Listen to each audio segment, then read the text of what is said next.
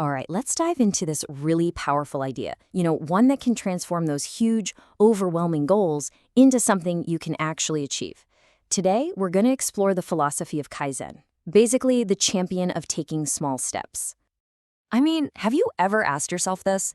That feeling of being completely stuck, just staring up at this mountain of a goal, and you have no idea where to even start. It's a feeling we all know, right? And well, that's exactly where our story begins. So I want you to meet Riku.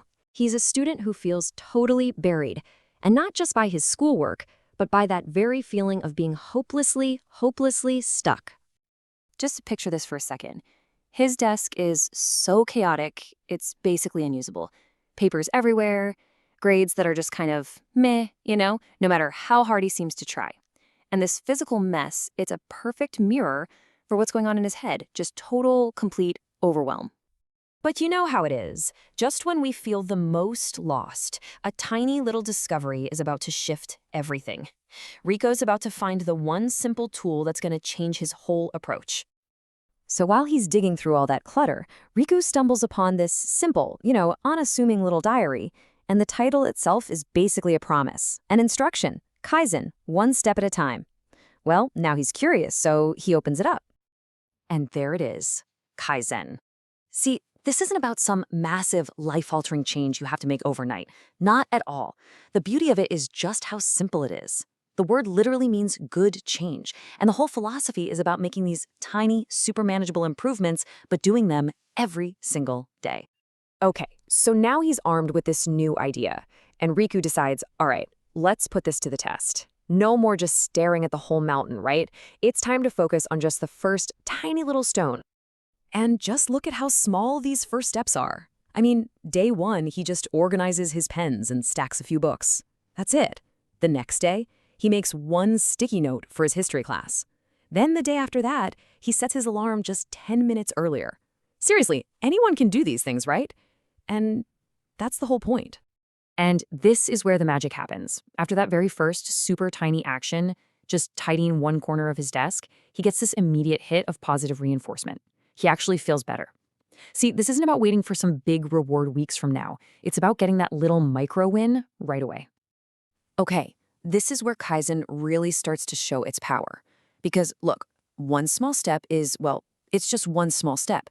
But what happens when you keep taking one small step day after day after day? They start to build on each other. They compound. And you can really see that compounding effect right here.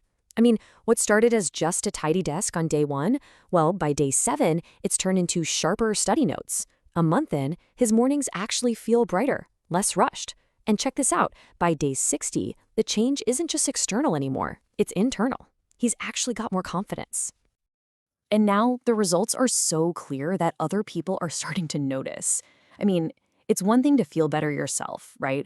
But it's a whole other level when your teacher pulls you aside and actually validates all that quiet, consistent work you've been putting in. That's the proof. That's when you know the small steps are really adding up to something big. All right, so Riku has built this solid foundation, this momentum of small daily habits. But now it's time to see if all that quiet, consistent effort can stand up to the ultimate test. So there's Riku up on a stage under these bright lights in the final round of the National Academic Challenge. Just think about that for a second. A few months ago, the very idea of this would have terrified him, sent him into a total panic. But now, he's not worried. Because he didn't prepare by cramming all night, he prepared by practicing improvement every single day. The entire hall goes silent. The announcer's voice booms out, asking the final, most difficult question of the whole competition. This is it. This is the moment everything has been building towards. And he gets it. He wins. But here's the really crucial part. His victory didn't come from some single random moment of genius. No way. It came from all those small moments, all added together.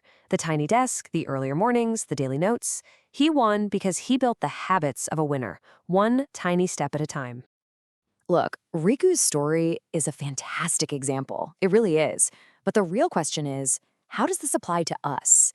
How do we take this incredibly powerful idea and actually put it to work in our own lives? This right here is the key takeaway. It doesn't matter if you're trying to learn a new skill, get in shape, or tackle some huge project at work. The principle is exactly the same. Forget about making some giant leap. Just focus on the very next, small, manageable step you can take today. So I'm going to leave you with this question. Think about that big goal in your life. You know the one, that mountain that just feels impossible to climb. Forget about the summit for a minute. Just ask yourself, what is one tiny, manageable thing you can do right now?